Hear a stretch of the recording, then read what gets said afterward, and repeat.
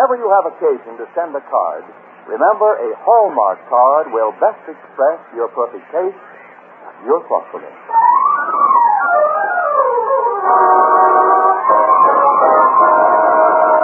The Hallmark Charlotte Greenwood Show. And here she is, that lovable lady of stage, screen, and radio, Charlotte Greenwood.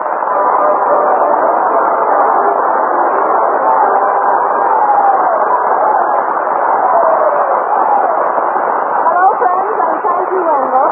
Today, we tell a story about a young girl who finds that a snap judgment about someone you don't know has a way of snapping back. Well, I don't think you're in danger of having a snap judgment made about you. You're so well known. Well, Mr. Manish, I've been around so long. So, anyway, I'd say you're one of the greatest stars of the theater. Why, you can really be compared to the brightest stars in the sky, Mrs. Greenwood. Yes, the Big Dipper. And it isn't Mrs. Greenwood, it's Miss Greenwood. Oh, I'm sorry. You're sorry.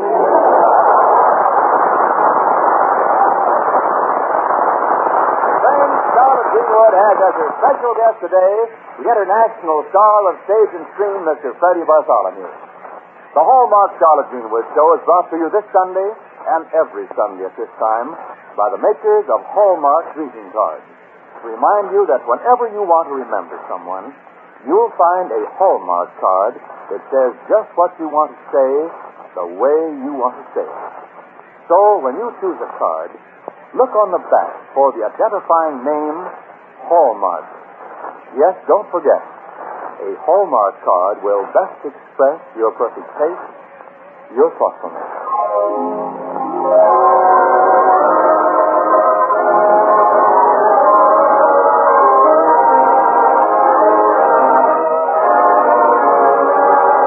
And now to the little town of Lakeview, where Aunt Charlotte is raising the three Barton youngsters, little Robert and teenage Barbara and Jack.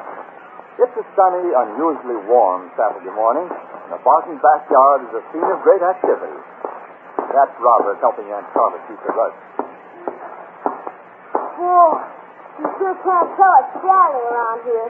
All this cleaning going on. Well, when I was young, we used to clean on Saturdays, too. You did? Mm-hmm. And Mother would invite the boys over for Sunday, hoping that I'd make an impression on one of them. How did it turn out?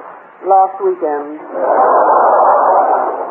Robert, the idea is to get rid of the dust, not the rugs. Well, Charlie, still, how'd you separate? Oh, Charlotte, did you have to these rugs when you were a little girl? Mm-hmm. Mother used to give us 10 cents for domestic rugs, 20 cents for Indian rugs, and 40 cents for Oriental rugs. Why so much for Oriental rugs? Because we had nothing but domestic rugs. Hello there. Hello there. Finished sawing the wood, Miss Greenwood. Thanks, Sylvester. Gosh, it's so warm we'll hardly use the wood this weekend. Well, it's better to do the cutting when it's warm and the burning when it's cold than the other way around. Yes, that's what my grandfather used to say. She did? Yes. My grandmother, too. She did? Oh, yeah. That's about all we ever did say to each other. Well, what's all this? How's cleaning today? We're having a guest tonight. Well, Barbara, you are dressed up. I take it that you're not one of the working Bartons. No, I'm not. And neither could the other Bartons be. Has everyone forgotten that Wilbur Mannix is coming here this afternoon? No one has forgotten. No one. But you don't understand. Wilbur Mannix is coming to interview me about the vacancy on the freshman executive board. He's joining me now. Well, what has that got to do with Saturday in this household? Oh, you really don't understand. He's the Wilbur Mannix. Well, I'm the Robert Barton. He is the Russ. Maybe I can get him to help me with this job. You'd better not ask. I can just see Wilbur Mannix beating Russ. Well, from what you say, I can just see Wilbur Mannix. Barbara, it strikes me you're making quite a fuss about his visit. Oh, but I hate you, Aunt Charlotte. Everyone on the campus makes a fuss about him. Don't you know who he is? Certainly, he's the Wilbur Mannix. Yes. And his grandfather was the Supreme Court judge.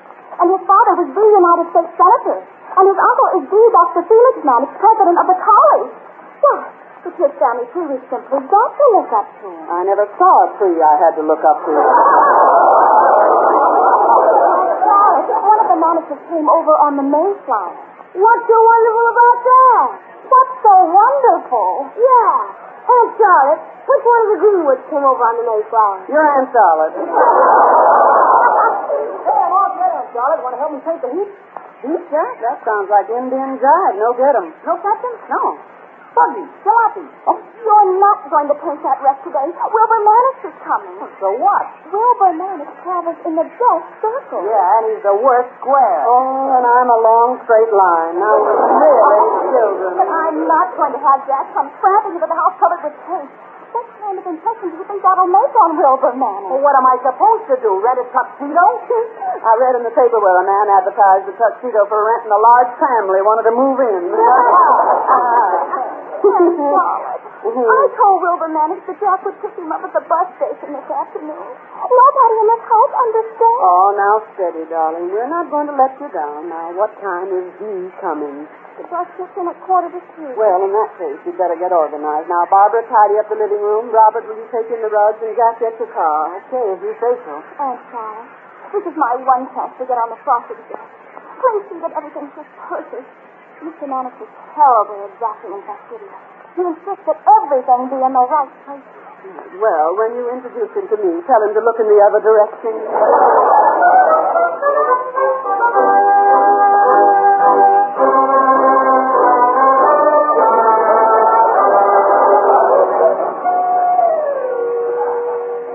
Oh, Mr. Mannix, I'm so glad you could come. Charmed, Miss Barton. Oh, how enchanting of you to say so. May I present my aunt, Miss Greenwood? Welcome to Barton Manor, Mr. Mannix. Barbara's been telling me about you. Oh, delighted, Miss Greenwood. I've heard so much about you. I should think it would be frightfully boring for a famous actress here in Lakeview. Quite the contrary. Oh, but certainly you must miss New York City dreadfully. You must have had such bully experiences there. Well, there was one time an out-of-towner saw me standing on the corner of 42nd Street and Broadway, and he turned to his friend and he said, I thought the Empire State Building was on Fifth Avenue. And Robert? Mr. Mannix, I believe you've met Jack. Oh, of course you have. I mean, he called for you. Oh, rather. We had a ripping conversation, didn't we? Did we? Oh, that's the Bartons, I guess. Well, I seem to remember someone else, a small boy. Oh, Robert. How ghost of me. Robert is the youngest in the family. And actually, Aunt Charlotte's the oldest. Not only in this family, but any family. Now, here comes Robert now. Hi, Jackie. I see you're back. How about letting me help you with the car? As you guessed, Mr. Mannix, this is Robert. Hi. Sit down, Mr. Mannix. You're most kind. Jack, did you hang up Mr. Mannix's coat? Coat? Oh, how tiresome of me. I took it off in the car and left it there. Frightfully warm out, you know. Be a lamb, Robert, and bring in Mr. Mannix's coat, please. Roger. Car to navigator. Recover coat and sail down seat. Over. Navigator to pilot. Roger. He's bare-minded this week.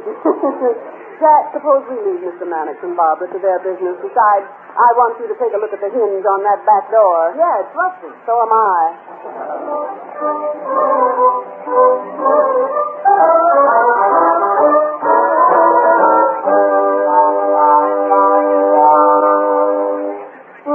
What a long hair that Wilbur Mannix is. Now, really, Jack, you're being unfair. I'll admit he's a bit stiff and formal, but very often being hasty in your judgment is the same as being wrong. Well, is he going to stay here all afternoon? Yeah. Gosh, if we leave now, I'd be able to drive him to the bus and still have time to come back and paint my car. Oh, Charlotte, if you want to say goodbye to Mr. Mannix, he's ready to leave now. Oh, you mean it? Oh, boy, let's go. All right, Barbara. Did you get the appointment to the freshman executive committee? Well, I don't know yet. Mr. Mannix said he'd consider it and let me know Monday. Jack, please be careful of everything you say when you're driving back to the bus.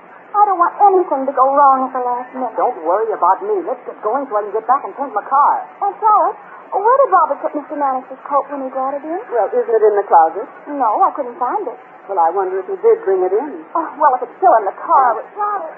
Robert, have you got Mr. Mannix's coat? Well, you see, it was right there in the back seat with the cat. Robert, your face. My paint. That's my red paint.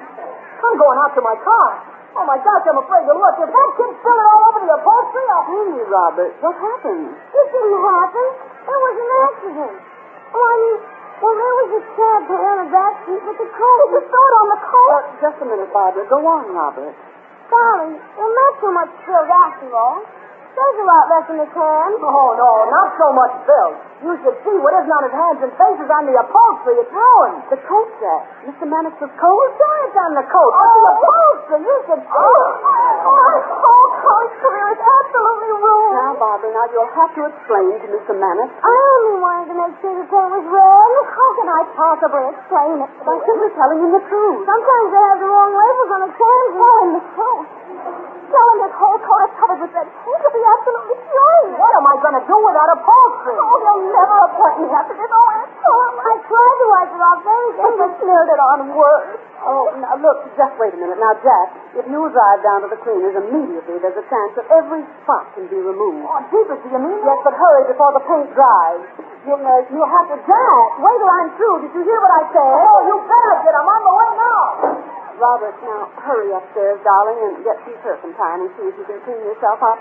Okay. I'm sorry I spilled it. Honest I am. Now, Barbara, go and tell Mr. Mannix what happened and tell him that we sent the coat to the cleaners and that it'll be back if he'll just be patient. Oh, Charlotte, I can't. He mustn't find out. He must. But, darling, he'll have to. After all, it's going to take some time to clean it. Barbara, here's Mr. Mannix. I hate to be rude, but I've just timed to catch the 4 o'clock bus back to Mound City. Have you my overcoat? Overcoat? Oh, yes, of course. I mean, no, I mean, that's... Are you sure you want to go now? I mean, Jack can't take you to the bus. But a moment ago you said he could. Yes, well, what is that? Things have taken on a different color. They have? Oh, yes, much different. And if you can wait, Jack will take you to the bus. He was called out. He's in a little difficulty. Financial? Well, he is trying to get out of the red.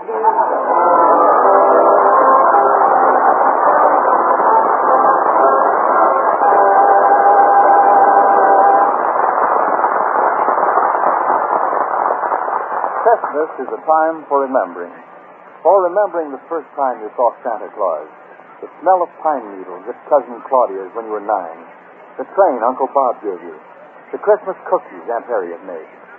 Yes, Christmas is a time for remembering all those things, and the uncles and aunts and friends and neighbors who help make Christmas the most exciting time of the year. Hallmark Christmas cards will help friends and dear ones remember the Christmas fun they shared with you. Go to your Hallmark dealers tomorrow. There you will find gay, humorous cards and cute cutout cards that the children love.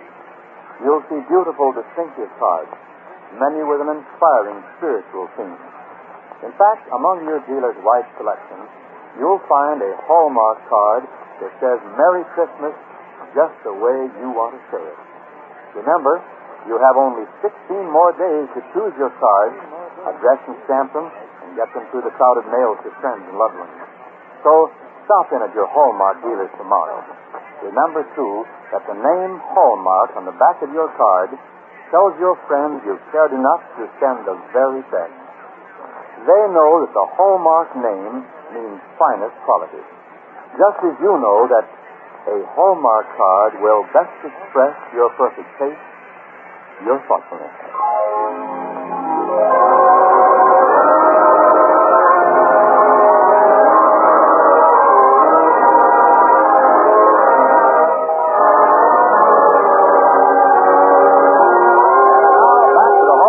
Charlotte Greenwood Show.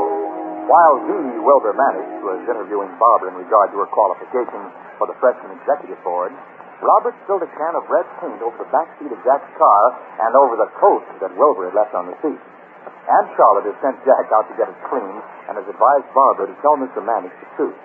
But Barbara, too terrified of the consequences, is trying to stall him until Jack returns with the coat. Wilbur is saying, Barton, I've already missed 3 buses. If your brother is delayed, why don't... If you'd explain to Mr. Mannix... Oh, I'm sure Jack will be back any minute now. After all, Mr. Mannix promised to drive you to the bus station. But it really isn't necessary. It's getting late, and I insist you let me call a taxi. Oh, you can't. I mean, maybe they aren't running. I mean, maybe they're running the wrong way. Not since the men drivers came back. Oh, please, Miss Barton, I've got to go. May I have my coat? Your coat? Oh, that must be Jack now. I'll go.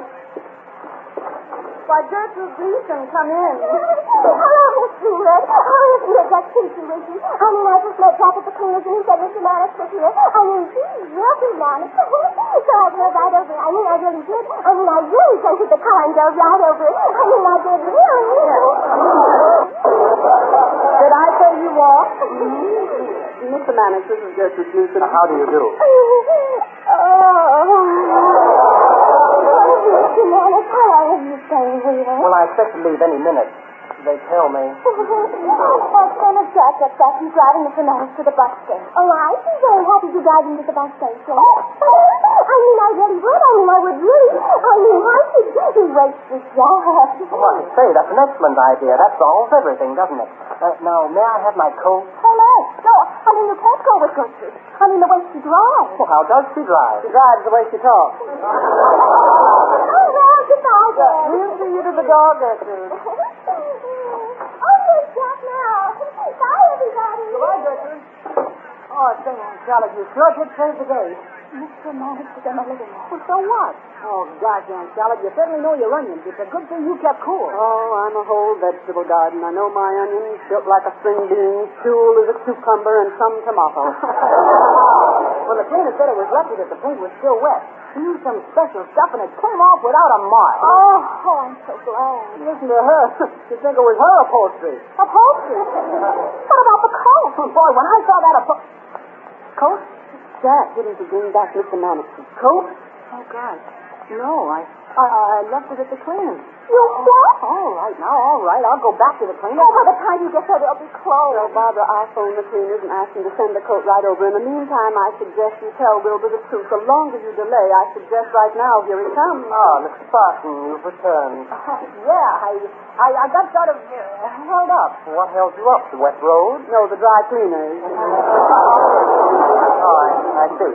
But now that you're here, if you could drive me to the bus station, Oh, well, you couldn't possibly go now. Why not? Barbara, tell Mr. Mannix, why now? Oh, well, it's so late now. We simply must stay for dinner. Oh, no. Yes. We couldn't dream of your going, could we? That's all. No, dear, we couldn't. Well, but I shall have to be off right after dinner. Horribly rude, I know. Oh, Mr. Mannix, I'm so delighted you're staying. On the contrary, I'm delighted. On the contrary, don't commit yourself. Yes.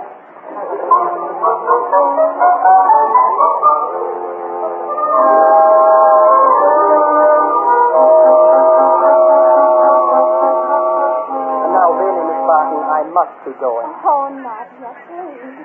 Sylvester, bring Mr. Mannix another cup of cocoa. Oh, my dear Miss Spartan, I've had 6 already.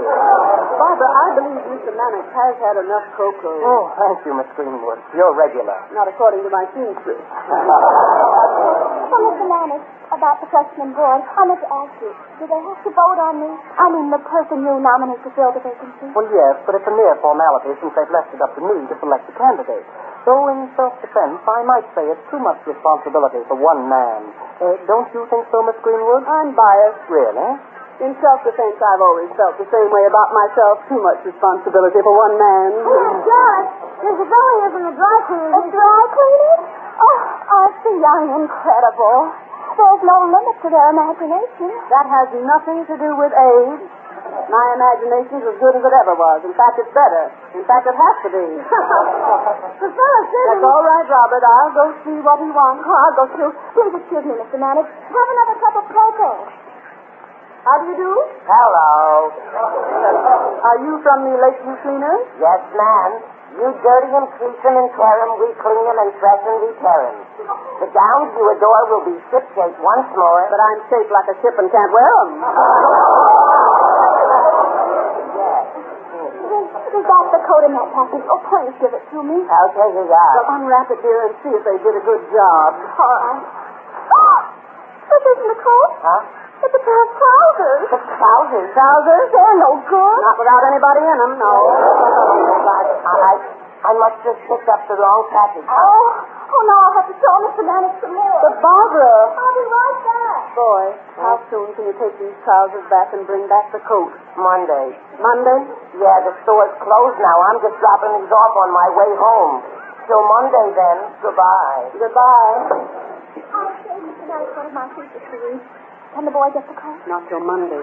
Monday? Oh, Aunt Charlotte, how can I keep Mr. Mannix for a whole weekend?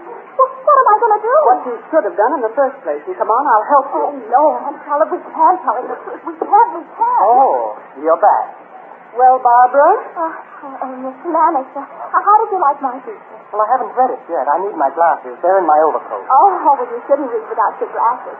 I mean, you shouldn't read with them. Well, if you don't want me to read your thesis, I'm sorry I put Sylvester to all that bother.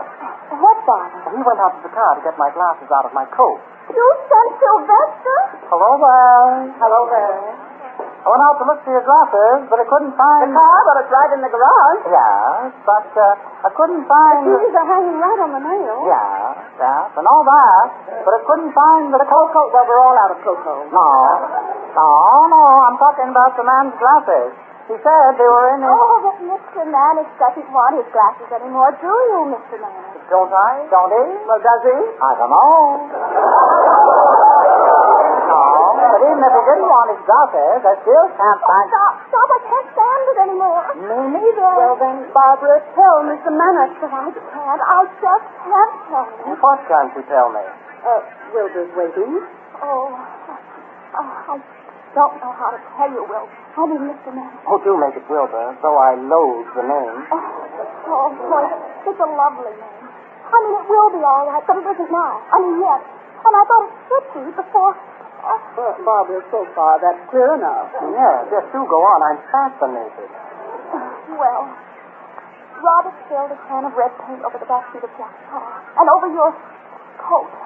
But, Wilbur, honestly, it's going to be all right. Only Jack forgot, and the cleaner isn't open today, and it all came off the upholstery, so really it will be all right. I mean, the coat. Coat? Oh. You're laughing. But really, that's the funniest thing I ever heard. Oh, but it's no joke, though. Oh, I'm sure your coat will be all right. Coat? Oh, goodness, I was thinking about Jack's car. Oh, give me a thoughtful man. On second thought, skip the thoughtful.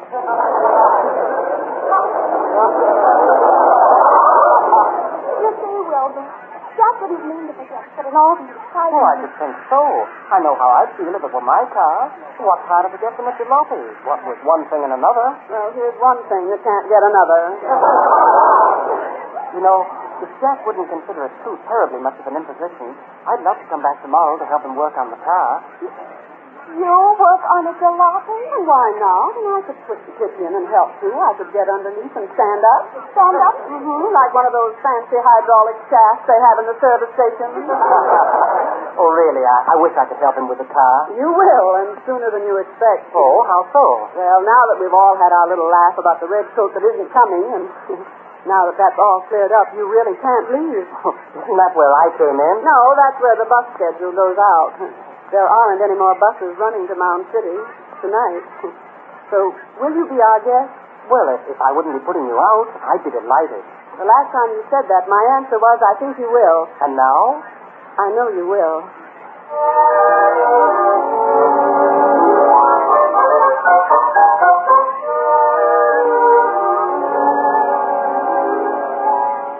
I do hope you'll find the room quite comfortable, Wilbur. Oh, this is swell. Miss Greenwood. Yes? You know, some things aren't easy to say. Like trying to express my appreciation to Jack for letting me help with his car. It was more of a favor to him, Wilbur. Though you'll have to forgive Barbara's shock of surprise when you asked to help.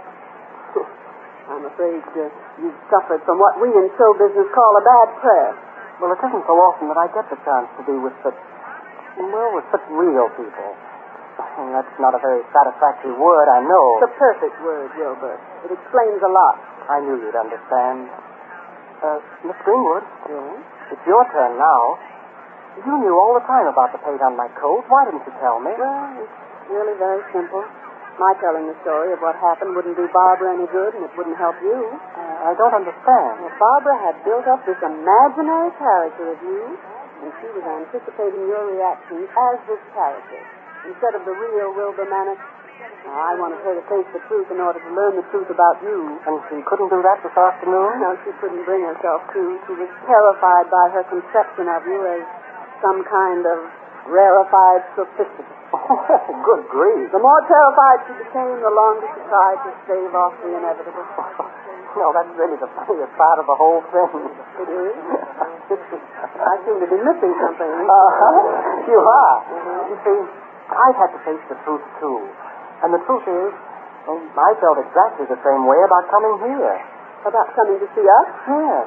I've heard the family talk about the formidable and overwhelming Miss Greenwood. Oh, they were confusing dimensions with intentions. Well, perhaps. But I had visions of someone, very stiff-necked and terribly so-so. You know, someone who looks down her nose at everyone. Ah, now you're confusing height with sight. And then the thought of facing the three Barkeys. Well, I guess I acted just as you expected me to. Well, we didn't do so well ourselves.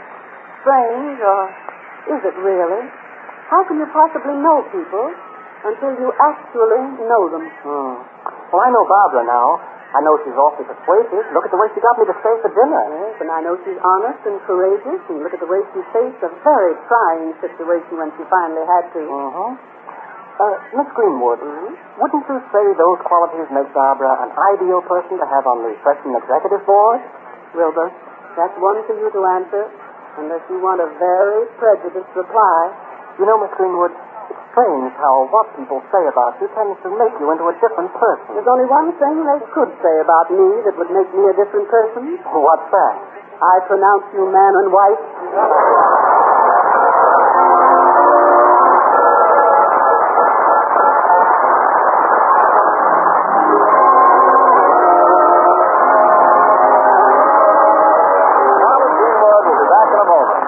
Meanwhile, may I remind you again, the next time you buy a card for any occasion, look on the back for the identifying name Hallmark.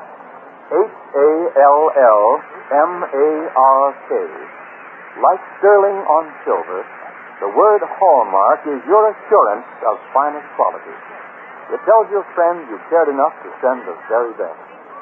Yes, a Hallmark card will best express your perfect taste, your thoughtfulness. And now, Charlotte Greenwood. Friends, I guess that most of us by now have made a Christmas list. The names have all been double-checked. We're sure no friends been missed. And now we face the hardest task, the puzzle without end, of making what we'd like to give fit what we've got to spend. So, if I may, I'd like to give some Christmas time advice. The Christmas spirit can't depend on gifts of any price. It means through all the centuries just what it means again. A time to reaffirm your faith in peace, goodwill to men. So give, by all means, give your best. But if your gifts are small, remember that you still can give the greatest gift of all.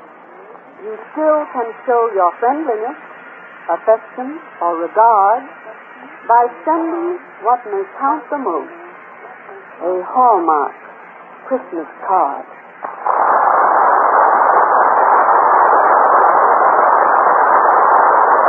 And now until next Sunday at the very same time, this is Charlotte Greenwood saying, so long, friends, until we meet again. So long, neighbors, till next Sunday, I just say, so long. So long. This is Wendell Miles speaking. The Hallmark Charlotte Greenwood Show came to you from Hollywood. Hallmark Charlotte Greenwood Show is written by Leon Meadow, Phil Cole, and Alexander. The part of Sylvester is played by Ian Wolf. Honor Wilbur Manning is played by Freddie Bartholomew.